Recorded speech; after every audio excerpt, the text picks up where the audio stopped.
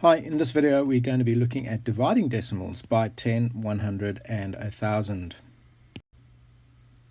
So how do we actually divide 0.1 by 10? Well, it's pretty much the same as what we did when we did multiplication. We turn the particular decimal into a fraction and we divide it by 10. So it looks something like this. 0.1 we know is 1/10, and we're going to divide it by 10. Okay, we turn the 10 into a fraction. Now we know from multiplying fractions that when we end up with a division sign, we've got to turn that into a multiplication, and then we've got to flip this particular fraction. All right, so it looks like this: 1/10 multiplied by, and now we flip the fraction, 1/10. And now what we do is we simply multiply out. So 1 by 1 gives us 1. Alright, so 1 times 1 is 1, and the denominator is 10 multiplied by 10 gives me 100. And a quick reminder that 1/100, or 100th, on our number line, 100th, is actually equal to 0.01. Okay, so 100th in our sum over here is equal to, in fact, 0.01, and that is correct. So we can see that if we are dividing a number, it is actually getting smaller. So this decimal over here is in fact getting smaller. So that decimal place moves to the left one place because there is 1 0. Alright, so what do we do if we actually have numbers involved and parts of a number, which decimals are? So 12.4 divided by 10. What are we going to do? Have a think about it, put the video on pause, see if you can work it out, and then come back and see if you got it right. Okay, well, you should end up with 1.24 as your answer, but how did we get there? Well, first of all, I took the 12, okay, the whole numbers, and I divided by 10 because that's what it's asking me to do. So I split this decimal up. 12 divided by 10, added 2, and I know that 4, or 0.4, is the same as 4/10 because it's in the 10th position. And obviously I've got to divide it by 10, and I've turned the 10 into a fraction. And then I've divided 12 by 10, so 10 goes into 12 1.2 times. Added 2, and I know that I need to turn this division sign into a multiplication, and I need to flip my fraction over, which is what I've done. So I still have 1.2 over here, added 2, 4 times 1 is 4, and 10 times 10 is 100. So I have 1.2, which is over here, plus 4/100, and this position over here where the 4 is in fact in the 100ths position. Yes, so my answer in fact is 1.24, and if you got that, well done.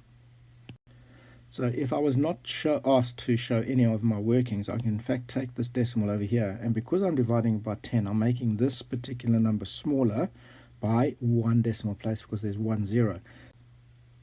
So I could take this decimal and actually move it 1 place to the left because I'm making this particular number smaller by 1 decimal place. So I'm moving it 1 decimal place to the left hand side, so I can just insert my decimal point in there, and my answer would actually be 1.24. Alright, well this time we're going to divide that same decimal by 100. Alright, put the video on pause, give it a go, come back when you're ready. Alright, well you should have ended up with 0.124 as your answer. But how did we achieve that? Well, having a look at the decimal over here, we've got 12 is our whole numbers, and we've got 0.4, which is the decimal or the fraction of the number. Okay, so what we do with the 12 is we take 12 and we divide it by 100 because that's what we're asked to do, and we're adding the 0.4, which happens to be in the 10th place, so we add 4/10 and we divide that by 100, and we turn it into a fraction, so we put it over 1. From there, we know that 12/100, which is shown over here on the number line, 12/100 is equivalent to 0.12, So I convert 12 over 100 to 0.12, added to 4 over 10, and I know that when I divide fractions, I need to change that division into a multiplication, and I also need to flip my fraction, which is the 100 over 1, so it becomes 1 over 100. 0.12 stays what it is. Then we add, what is 4 times 1 is 4, and 10 times 100 gives us 1,000. And then we're going to add these two together, and this number over here, which is 4 over 1,000, tells us that this is in the thousandth place. So there it sits over there, and that is in the thousandth place. So we just take the 0.12, put it down, and we bring our 4 and put it in the thousandth place, and that gives us our answer of 0.124, and that would be correct.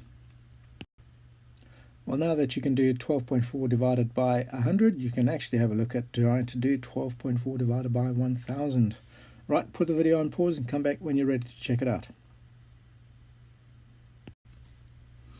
Alright, well, you should have ended up with 0.0124, and pretty much taking 12, dividing by 1,000, adding 4/10 divided by 1,000, and again 12 over 1,000 is the equivalent of 0.012, which is that value there, added to 4 multiplied by 1 is 4, 10 by 1,000 is 10,000. So this number over here, which is 0.012, that's the tenths, hundredths, thousandths, but I've got 10 thousandths of a position, so the 4 is actually in the 10 thousandths position in my answer. So the answer therefore is 0.0124. Okay, if you got that, well done.